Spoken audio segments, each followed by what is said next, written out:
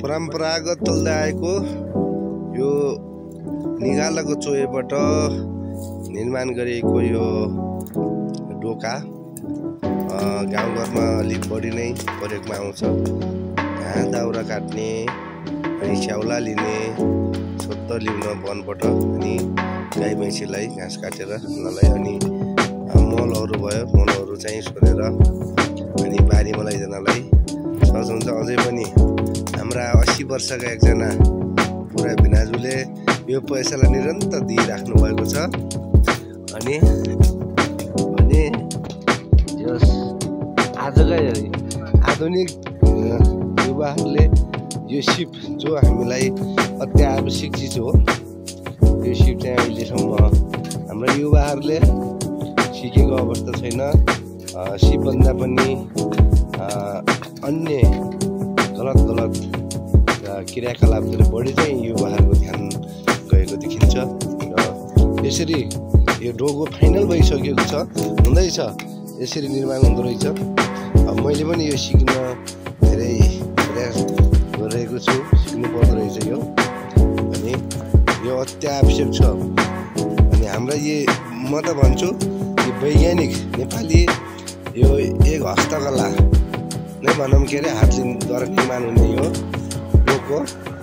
यो पनि अब इन्जिनियर नै हुनुहुन्छ उहाँहरू। अनि त्यसपछि यो यही निगालाबाट सिधैमा हाम्रो बारीतिर पाइन्छ, बारीतिर सिधैमा पाइने निगालाबाट दुई तीनवटा धेरै कुराहरूलाई चाहिँ फाइदा हुन्छ। अब बाहिरी जस निकालाको बाहिरी भागबाट यो ढोका निर्माण भएको छ, यो चोया भनिन्छ भने। अनि अर्कोतिर यो भित्री भाग यो गिर्जा भन्छ हाम्रो लोकल भाषामा। यसबाट चाहिँ काठे, अब हाम्रो गाउँघरतिर काठे भन्छन् यसलाई, बुनेर यसमा चाहिँ अब विभिन्न तरकारीहरू अनि सुकाउन सजिलो हुन्छ। अब यसमाथि चाहिँ अन्य कपडा लगाएर अब गहुँ धानहरू होइन मकैहरू सुकाउन पनि सजिलो हुन्छ। यसरी निर्माण गरिएको छ। यस्तो छ।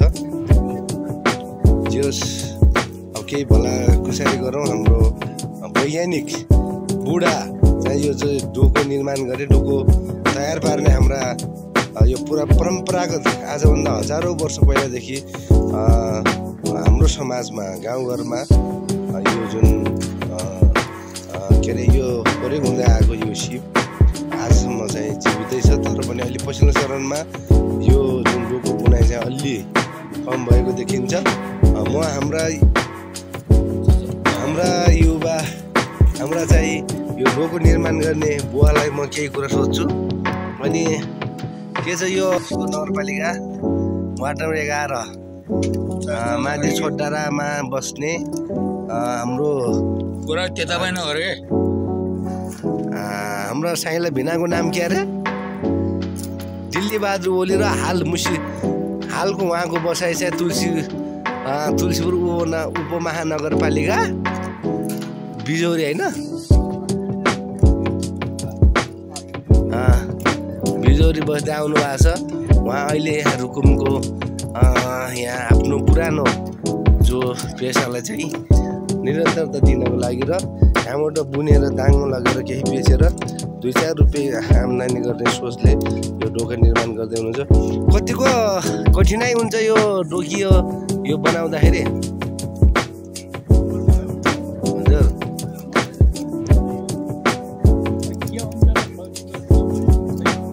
दुःखै हुन्छ नि पारी। अनि यसलाई काटेर ल्याउनु पर्यो होइन?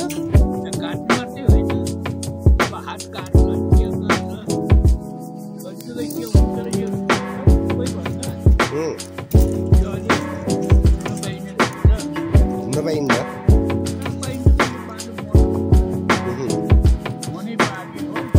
किनेर ल्याउनुहुन्छ यो? कसरी मिल्छ योलाई? रुपियाँको एउटा। अब यो कति वर्ष भयो हजुरलाई यो डोको अनि यो बुनाइ चाहिँ सिकेको गर्दै आएको? हजुर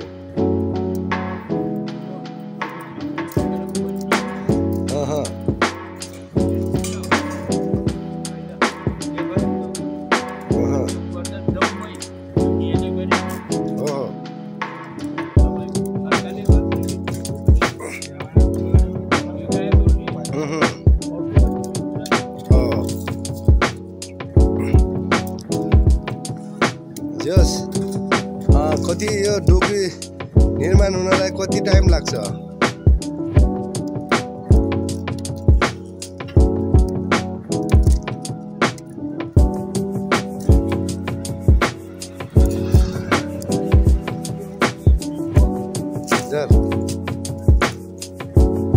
अब तयार भयो होइन यो?